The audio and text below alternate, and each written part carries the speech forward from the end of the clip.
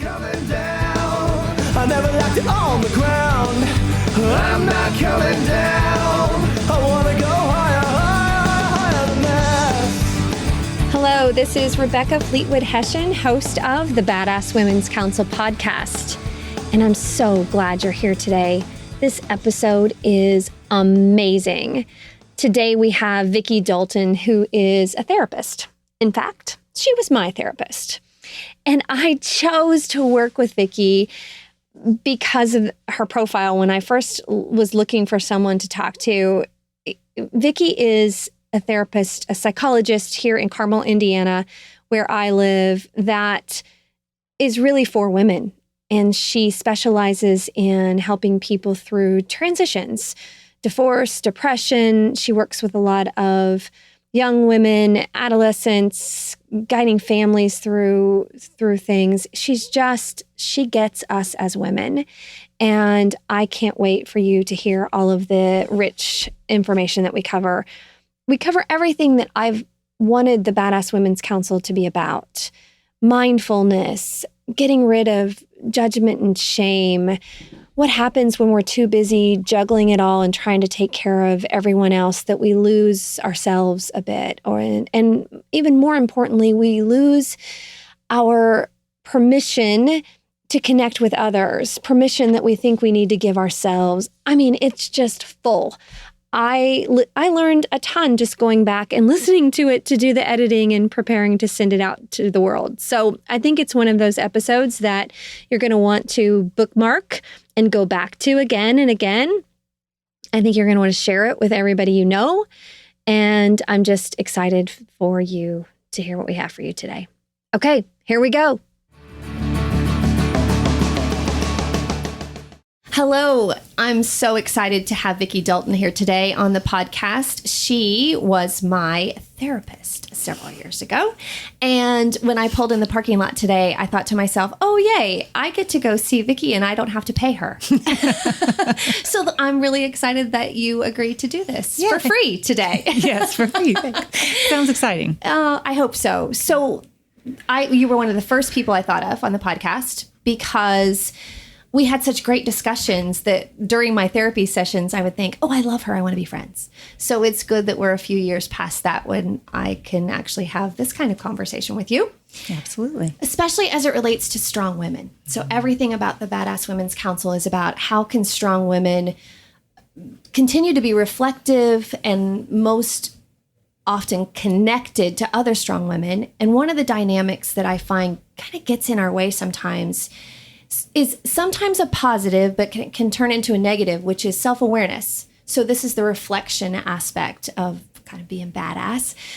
Being self-aware is a really good thing. It helps us make good decisions. It helps us really look back on our own choices and redirect when we need to. So self-awareness is good, but sometimes it turns into what I call head trash, where you take a thought and it just is not a great thought. It doesn't help you and it spins in your head and kind of drags you down. What is it?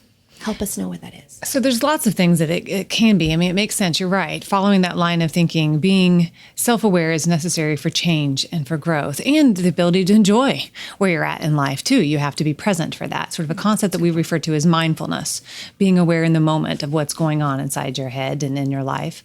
But the key to that is doing so without judgment and shame. And the difficulty, it sounds like what you're talking about, is getting into that loop of sort of being negative about those thoughts or those patterns. And so there's a couple of things. It can be irrational core beliefs that most of us are walking around with. And I'll give away a big secret here to therapy. Most of us have one of two or three. And they can't be true, or that would be the new norm. That would all be true. So there are things like, I'm a fraud. I'm faking this. And I can't. We've done a podcast on that. Yes. We call it top performer fraud. Yeah. Or that it's often referred to as like the impersonator syndrome or something, like I'm impersonating, I'm a fraud, I'm faking it. And it can be true. I know so many successful people. You can't fake being a top surgeon, say, for example, right? I mean, you either, help or not. And so, but it's a really, really common thing. And I think it's actually particularly true for a lot of women who feel like they're just juggling life and kind of getting through, and they're afraid they're going to get caught. And that may also contribute to not getting as close to people And which stops the connection piece that we desperately need. Right. And I can't let you know of what I'm struggling with because, you perceive me as, excellent or high functioning. And if I let you know of some of the jacked up stuff in my head or in my life, you'll judge me. And so it comes back to sort of this fear of shame and fear of judgment. And those kind of irrational core beliefs are pretty common. And it sort of fits in with some of the other ones, like if people got to know the real me, they may not like me, let alone love me. And so a lot of those thoughts, it sounds like you're talking about that you refer to as like head trash, do kind of feed into those things. But what we often find too is that they go back years, and maybe they go back to pieces that of comments or conversations or experiences that we had when we were sort of forming our sense of our identity. And I oftentimes have my clients read a book by Don Miguel Ruiz called The Four Agreements. Yeah, love that. And it's pretty old because it quotes Forrest Gump, which was a great movie, but I'm going to guess it was probably relevant at the time. So that's how old the book is. But it's a great book. And in there, it sort of talks about sometimes these past experiences that we had that created these old agreements or assumptions or perceptions of ourselves or beliefs that we now need to kind of go back and challenge. But if you aren't self-aware, if you are not in your head and taking a look at some of those things and being introspective, they have the ability to control and dictate your life. So we take something that's good for us and it turns into this spinning bad thing. Well, you called it irrational. And we've talked about this a little bit before we started. It's irrational mostly because it's not really true. Correct. I mean, even if there are pieces of it that we can kind of hold on to and try to use to beat ourselves up with as true, as a general rule, it's not going to be. And we wouldn't apply this rule to anyone else. Oh, absolutely not. But And is that a big part of it too? Because I think that's where I get hung up is I've always prided myself in being able to say, oh, well, here's what I didn't do well. Let me use that as instruction for myself and go get better and change it. But some of those things don't require that. Like I've taken something and I think it's true. It's a belief, but it's not a truth, which I say that a lot of times. Not all of our beliefs are truths. Right. And they maybe were true at some point in time. Or maybe they were true relative to circumstances or situations in our world that maybe aren't as true anymore. And we have a hard time sort of letting go of that and letting the growth actually be real and go bone deep. That's a good point. Because I hear people say like, even something like a large weight loss, where they say, you know what, I don't even know who I am anymore. And my own friends don't make sense and my life doesn't. So it was a good change, but all of a sudden you still have a lot of that stuff that's still in your head about that. Yeah. And so when you think about, if you don't challenge and grow in the way that you think about yourself, inside your own head, that only feeds into the imposter syndrome or that fear of people don't know the real me. I don't know the real me. And as a general rule, the kind of point that I bring back for most people, most of us are walking around with those fears. Most of us have those insecurities in some capacity. And if they were all true, that would be the new norm. That would be the norm. So that is normal. Well, and it's so comforting. Let's just take a moment and all just be comforted by the fact that even amazing, great people have that fraud feeling and that head trash, right? So it is common. And it does feel like there's more of a movement when I think about what I read and see on social media where people are talking more about being vulnerable and authentic. Right. Like it seems like people are trying to do that. Let's go back to that. I love what you said about it. It probably comes from something that's happened in your formative years that you've clung to, but we don't always remember it, right? It doesn't have to be like a big event. Correct. Or it wouldn't even have to be specific conversations or an argument. I mean, it could just sort of be a sense that as a child or a teenager or a young adult, you were sort of interpreting a situation, excuse me, and believing it to be true, and maybe not even talking about it with anybody, making assumptions about what someone's treatment of you meant. Sometimes it is very specific conversations that someone has, and a well-meaning parent or friend or teacher, perhaps trying to coach you in what they perceived you needed to work on, but how you interpreted it may not have even been how they meant, or maybe it was how they meant. When I think about early life experience, it doesn't even have to be childhood type stuff. It can be some of the first significant relationships we get involved in. And they set patterns if we don't challenge them. That is interesting because I said to someone the other day, we were having coffee and just kind of opening up and getting to know each other about our lives. And we didn't know each other prior, other than what you read online or you see about their business. And I made the comment that I had never really felt like I fit in anywhere. And her eyes got really big and she said, "Really? You? that surprises me. And I said, absolutely. I can give you several examples of times in my life growing up where I just didn't feel like I fit. But it doesn't show up in like a big life event, like a traumatic event. But as I look back on it and hearing you say that, I think, now I think I know where some of my head trash comes from. Right. And if you don't challenge it, even if you can become self-aware, right? That's part of what you were talking about, being reflective and being, introspective is what we'd refer to it in our world. If we're having an experience and it caused us to go there in our mind, it comes with all that emotional baggage sort of attached with it. And that can really pull us into what you referred to earlier as the pit, where you're spinning and kind of about that type of stuff. And so when we look at that sort of therapeutically and with the concept of being aware, mindfulness, of being aware of what you're doing, but the key is to do so without judgment. And unfortunately, a lot of strong women or strong individuals have used sort of a shamey, judgy kind of approach to kind of pull yourself up by your bootstraps, work harder, kind of like a coach that would shout and scream at you to do better and harder, Right.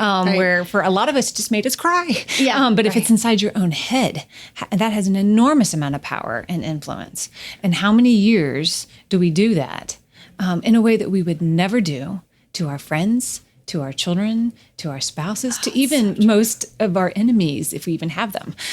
We wouldn't talk this way to anyone else as a collective rule. And we say things like, "Oh, just suck it up. It's not that bad. You're being dramatic." In my own head, these are things I would say. "You're being dramatic. Oh, for God's sakes, Rebecca, you live in a beautiful home. You have a good job and good kids. And this is what you're obsessing over. Like, get your act together." Right. That kind of judgmental, shamey, like these feelings aren't valid. Push past them. Yeah. And where do they go? They come out somewhere. And that's where you get in the pit, right? So you start believing them. And then all of a sudden it's 2 days and you haven't left the house or washed your hair or connected with any other human being because you're so busy talking to yourself in your own head about all this trash. That can happen, or it can happen where you pull yourself up by those bootstraps and you go through your life and you continue to be successful and functioning, but inside your own head, you feel lonely, you feel sad, you don't look unhappy to much of the world, but you are. And then you're struggling with even more of a sense, why am I unhappy? Because I didn't allow myself to explore. Did you what look it at my was. file before I got here? No, I just know strong women, right? That was me. Right. I suspect it's actually a lot of people. I suspect, it really is, which is, I can remember when I had some of that first experience for myself. Of course, I'd learned about it, but I was young in grad school. And I can remember we had these oral examination. They were like, and you had to pass it. And basically how I recall it was they could ask you anything that you should have learned over the last 3 years. And you're in front of like half of your student body and half of your faculty. And it's like recorded and it's a pass fail. It's like this really huge life event kind of a thing. Awful. It was kind of awful. I think they do it differently now. But it was kind of this like traumatic build-up experience. And I'm typically a very empathic person, I think, by nature, which has made me successful at my job. Yeah, it was a good choice. And I remember sitting out in the hallway waiting to go into my room. And there was a girl who was going to get the other half of the faculty and the other side. And she like started crying. Oh. And we're getting ready to walk in. And I look at, I'm typically empathic, keep that part in mind. And I look at her and I'm like, what's wrong with you? I snap at her. And she starts like saying, this is it. This is where I get caught. And I looked at her and I'm like, did I say that out loud? Did I say that? She had just said what was going through my mind. And then they called us in. And then we had to go into the room and do our thing. And I remember I have chills. It was terrifying. And unfortunately she failed. And you wait days to find out. And so, that following sort of weekend, several of us who did pass went out for margaritas at Chi-Chi's back when it existed. And because that's how old I am. But let's not date us anymore. We're sort of sitting around this table and I shared that experience and I shared my part at the table where I thought I had said it out loud. Like it freaked me out. And the table got silent. And we were, a pitcher in. And so everybody was pretty chatty. And the table got silent. And I thought, oh my God, they think it too.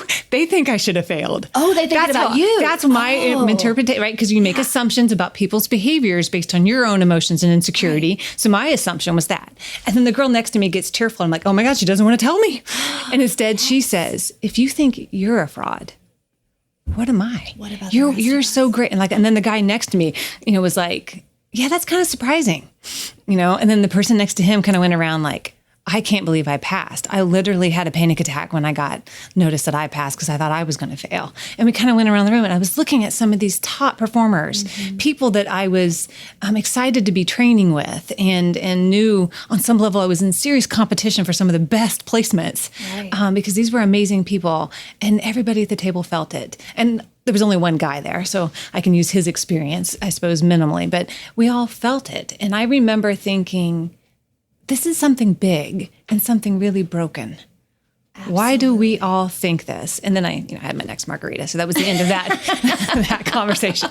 But I mean, that was my first light bulb moment of this is important, and this is going to derail us.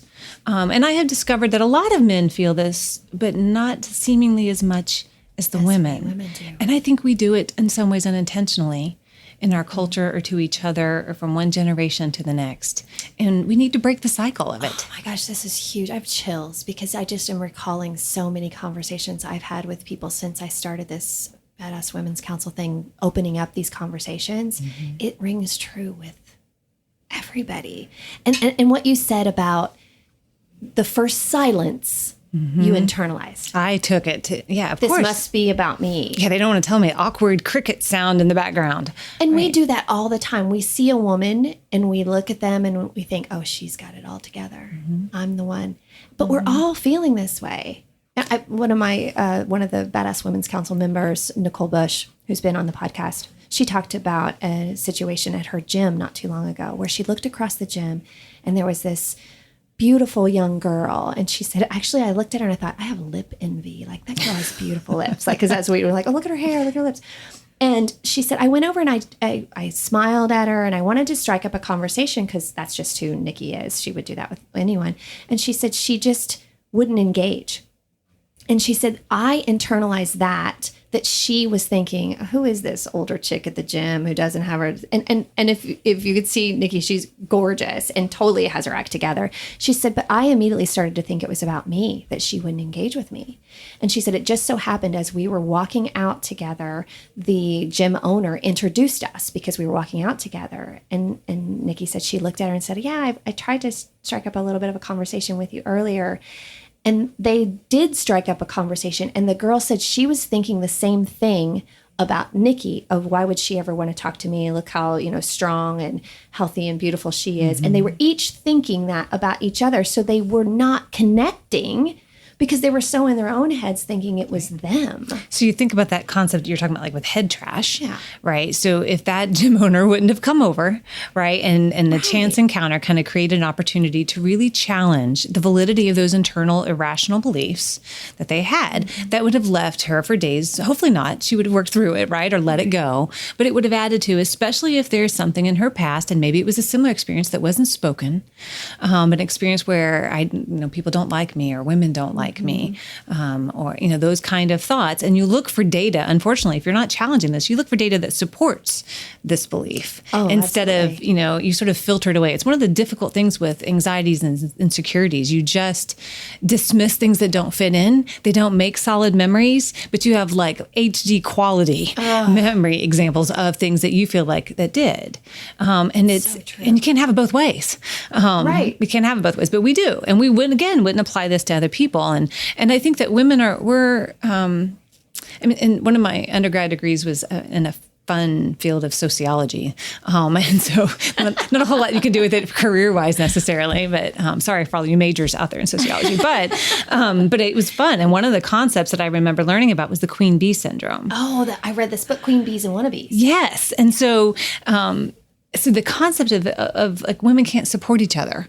There's like only one of us running the hive. And like, I think the queen orders the rest of the female babies like killed on birth. And so there's this sense of internal competition that I can remember a girl just a few months ago said to me, and she is beautiful and she is fun and she is smart and she's just a great client. She wants to get better with her issues. And she was talking about, she's got this new girl in her class this year and she's like a senior in high school.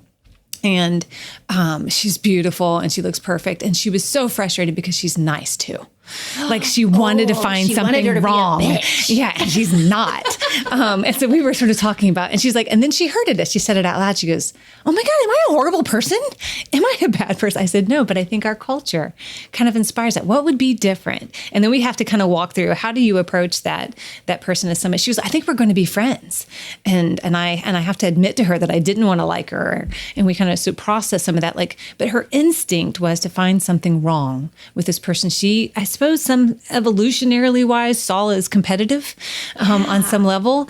And why is that? Why does it come down to that? And so sort of challenging that earlier on. But how many other 17-year-old girls?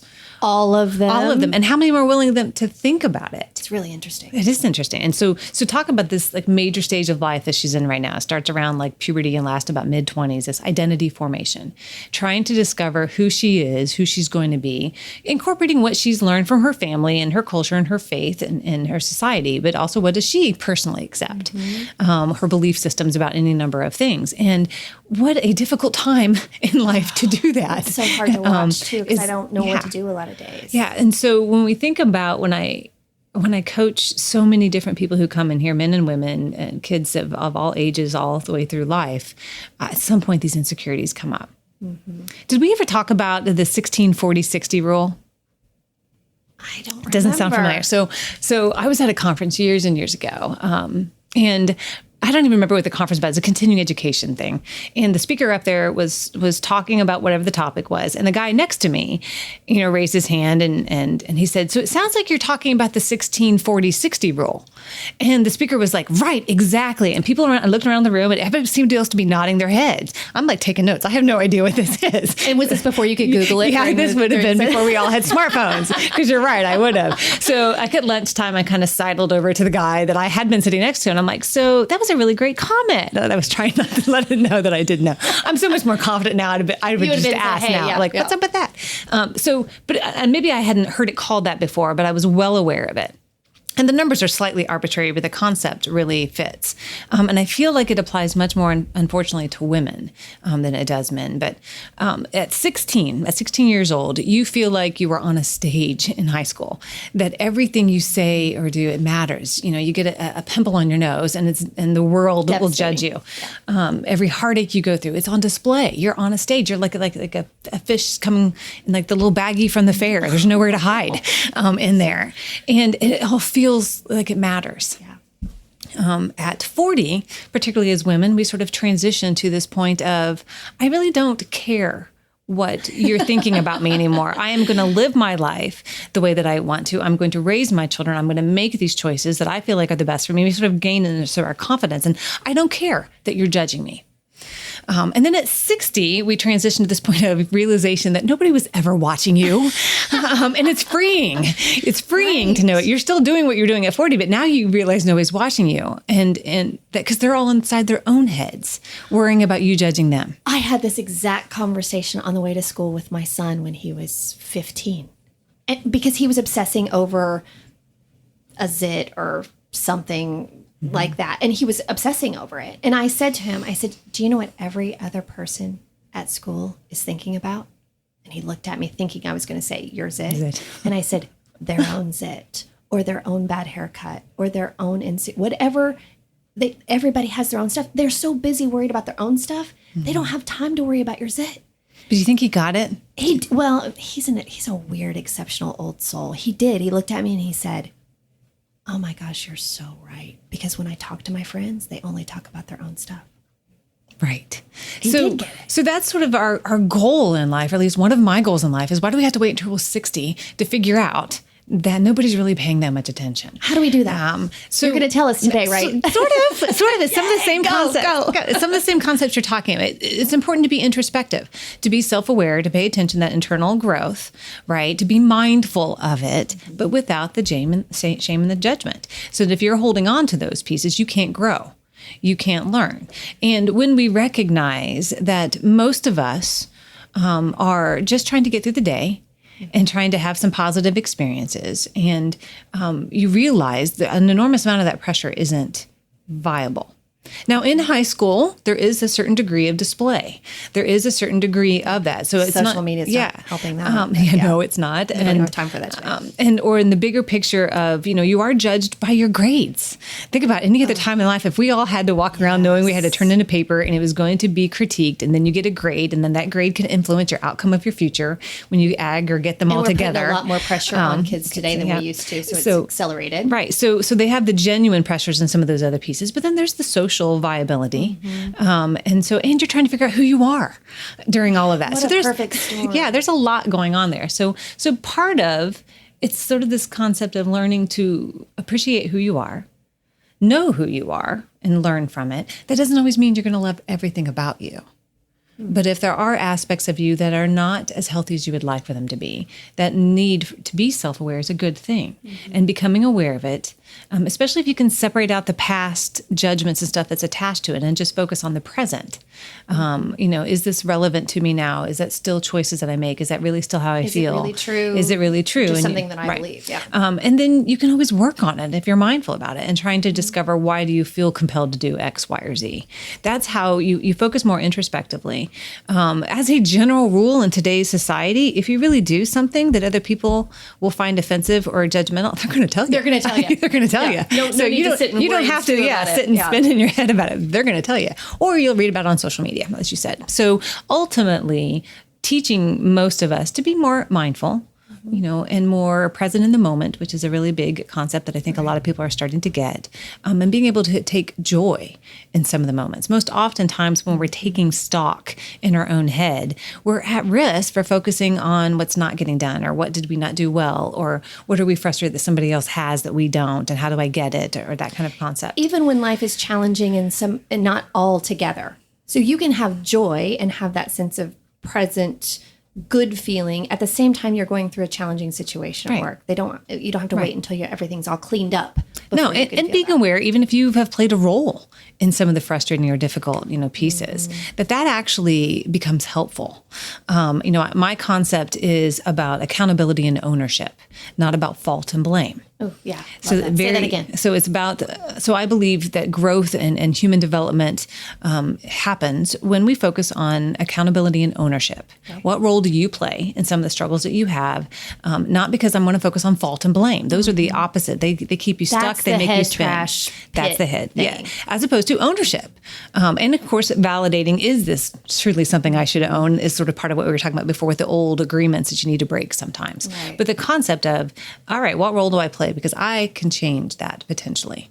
Or I can learn to understand why I made that choice. And once we understand the drive, and whether that's the insecurities, the fears, the interests, the passions, then you have a bit more control. Right. If you don't take the time to pay attention to what role you play, you're, of course, at risk for the shaming and blaming cycle, the head trash. And ironically, we have all sorts of research that supports it. You're just going to repeat it again. So true change happens. Super fun. Yeah. And that's why we oftentimes are at risk for repeating relationship struggles, or being drawn to the same types of people maybe that aren't healthy for us. And we're going to do another podcast about relationships. I can't wait to talk about that. That'll be fun. So Brene Brown is one of my girl crushes, and I think everybody has read her stuff and resonated with her sassiness. She talks about the antidote to some of that is connection, that when you can reach out and share with someone and connect with someone, you let some of that guard down and get rid of some of that shame. Speak to that. How do you feel about that? I think that makes a lot of sense, right? If we're talking about, that's part of the benefit of therapy, right? I have said for years that many people don't need me long term. I'm a temporary source in their world, and that as they grow and they connect with other people, and have a good tribe, as you would refer to it, you don't need necessarily very many professionals in your world, except a few spikes in your life of circumstances. So as a general rule, that connectivity enables you to share some of those beliefs, those irrational core beliefs, and you get this feedback among people that you care about and that care about you, and you care about them, and you challenge it, and you think to yourself, well, these really smart people don't really think this about me. Why do I think this about me? And then you kind of can work on it in a different type of way. So that's part of it. The sharing things out loud is part of the aspect of therapy. I love therapy. Can I just say, ladies, gentlemen, all of you out there, if you haven't gone to therapy, please do. I mean, seriously, it is. I say to my kids, not joking, you have a therapy fund in front of your college fund. Don't be afraid to use it. Like, I think it's the healthiest way to process some of this stuff in life so that you can be better connected. You can feel, I'm just a huge fan. Yeah. Well, I appreciate that. And by definition, I think I am too. But I think that for most of us, just having the ability to share things out loud and then evaluate, do I even believe what I just said? How much of what comes out of us is just sort of talk versus meaningfulness? And how much of the feedback and support that we as strong women give other people in our world are we taking to heart? Or do we do the yeah buts? Well, here's one example from one of our sessions that you probably don't remember. So I was describing kind of a day in the life of Rebecca Fleetwood Hession at the time. And at the end of my story, which wasn't meant to be really the thing I came to talk about that day, but I was telling you this piece of it as context, just kind of setting the stage. And before I could even get to the heart of the issue that I wanted to talk about, I just had told you like what my normal day was like. You looked at me and you leaned back in your chair and you said, "That exhausts me." And I sat back and I thought, that is kind of weird. That's a lot of work for day-to-day life. And I said, "What do you mean?" And you said, "That's your normal day-to-day. Now think about what you just said. That's exhausting." And that has never left me because it had become such a normal way that I coped with things until you looked at me and you just smiled and said, "That exhausts me." And I tell this story all the time because then it forced me to say, it is really hard and dumb and I don't want to do this anymore. But up until that point, I had just continued to use, I was just coping, and I was exhausted. Mm-hmm. But I needed you to call that out a little bit. It was so helpful. And you think about, there's probably a lot of things that we do that because we can, we feel like we should. And yet we know there's a concept sometimes that just because you can doesn't mean that you should. And we say that to other people. And like going back to the bad relationships over and over. And hoping that they will change. And quite frankly, believing we can change them. When in fact, there's multiple players. Speaking my language. I can't even go there right now. We'll talk later. But in the big scheme of things, my experience in life and with people in my personal life, my professional life, my social life, I mean, most people really are pretty good. That doesn't mean they don't have significant flaws, certain flaws that would be really negative for me to have in my world. But many people are aware, of their struggles. And they work pretty hard to avoid them in their personal life or in others, but they will leak out if you don't understand where it's coming from. I've said for years, and this is kind of disrespectful, and I don't mean for it to be, but I've said for years, like I could train people to behave different like dogs. I could train them. We got the behavior stuff right to do that. But if you don't understand the whys, the drive behind them, at times of high stress, we're at risk for going back to old ways of coping. Every one of us are. And so, the relapse rates with smoking, with cigarettes, with relationship struggles, whatever your natural crack in the dam is, as that pressure builds, if you don't have a healthy way to deal with your stress, you'll go back to an old way of coping. That why thing is huge. In fact, in the management and leadership coaching and teaching that I do, I just spent 2 days talking about the why behind the what, because I had managers and leaders who couldn't figure out why teams wouldn't do what they needed them to do. And, they had all kinds of metrics and all kinds of instructions. And I said, do they know why? Why they're doing it? Do they know why doing it one way is better than doing it another? Do they know why? Mm-hmm. And they all just kind of said, well, they should. And I go, but do they though? Mm-hmm. And that's the thing. We don't slow down enough to either think for ourselves about why or to help the people that we're working with to get the why behind the what. That's huge. And it's scary for people because you're talking about change. Oh, yeah. You're asking them to look at an organization about change or doing things than what's been traditionally done, even if they would all agree that traditionally hasn't worked well. It's a known familiar. We get strangely loyal to just daily habits, even the bad ones. Mm-hmm. Yeah. And with that, when you think about us sort of as women who are at risk, especially, you're juggling lots of different roles, you're at risk for being in a silo. You connect everybody else to their world and to their people. But somehow we have the sense of it's selfish if we want to do something for ourselves or within a group of circle of women. Like, can I go out to dinner with my girlfriends? Yeah. I really need to go get this done. Or, you find out kind of last minute, oh, your kid's got a choir concert. And it wasn't on the calendar because they didn't tell you. Imagine that. Yep. But that is the exact thing that I want to break down and bring out in the open with the Badass Women's Council conversations is when I think about it, how often we unintentionally isolate ourselves. Mm-hmm. We didn't do it on purpose, but the next thing you know, we just have lost connection with people that are important to us. We're so busy taking care of everybody else's needs that we haven't taken the time to really connect with those people that feed us. Yeah, and the feed us part is really kind of that important piece too. I mean, it's not easy a lot of times for strong women to let other people in close enough to see that, right? Let alone let them, give you this sort of ability to rejuvenate. You find yourself, even most women will talk to me about that, even if they don't have deep, meaningful conversations. Going out to dinner, grabbing a glass of wine with some of their girlfriends feels rejuvenating, feels empowering, feels good. But I will say that when I ask my other strong women friends about this topic, and they will say, I do not want to sit around and have small talk. Like strong women say, yes, let's go grab a drink and relax and let our hair down. But they still want to just talk about real stuff. They don't have a lot of patience for the... I would agree. Because that's exhausting.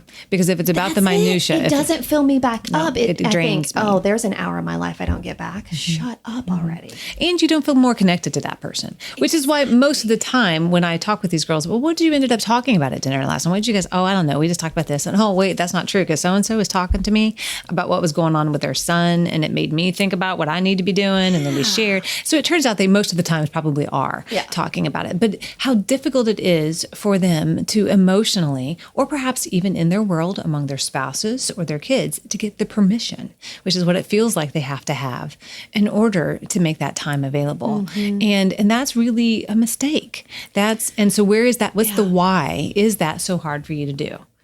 And I did make that shift big time years ago. And I not only made it to make the time for myself, but I wanted to show my daughter that it was important. I wanted her to see me taking time for myself and know that as she got older, that would be expected that she did that too. Yeah, and I think it's a wonderful point because we think about so many things in our lives as parents that we're modeling, for our children or conversations that we want to have with them. But when we oftentimes take a step back, are we actively, walking the walk? And I can remember experiences with my own, life where I would do something and my kids are like, well, why are you doing that? Well, because I think I'll enjoy it. It'll be fun. Yeah, but why? And it occurs to me when they keep asking the question, it's because it's a foreign concept to them to think about me, I think, as a person, especially when they were younger, to think about me as a separate individual, a woman, a person. And those are little light bulb moments when you're like, all right, I guess that's a mistake that I need to correct. Does that mean... Instead of explaining why. Yes. Right. And instead of being in my own head and thinking, oh, no, I've made this mistake, do something, ownership and accountability versus shame and blame. Oh, I love that. We could do this for hours. I could. And it would be super fun. I'm going to wrap it up, but I don't want to because I think this conversation is so rich and I know it's going to be helpful for so many. So we're going to wrap up for now, but you're going to be a guest again and we're going to talk about relationships. Oh, that'll be fun. Oh, we'll see how that goes. Thanks so much. Hey, thanks for having me. And I'm not coming down. I told you it was good. I hope that you found that as insightful and helpful as I did. And I hope that you will share it. As always, here at the Badass Women's Council, we have a couple of questions that you can reflect on this week. The first one is, what beliefs do you have that may not be truths? What do you need to challenge about your own beliefs that might be holding you back? And are you giving yourself the permission to reach out and connect, to take the time that you need to reach out and connect with others? Because that really does break down so much of the stuff that's in our head when we can reach out and have meaningful, rich depth conversations with other great people. I hope you'll do that. Okay, so that's all for today. As always, if you have keynote opportunities to talk about these kinds of things like mindfulness and connection, I'm your girl. Or any kind of coaching or consulting for small and mid-sized businesses, hit me up. I would love to chat with you about that. I'm not coming down. I never left it on the ground. I'm not coming down.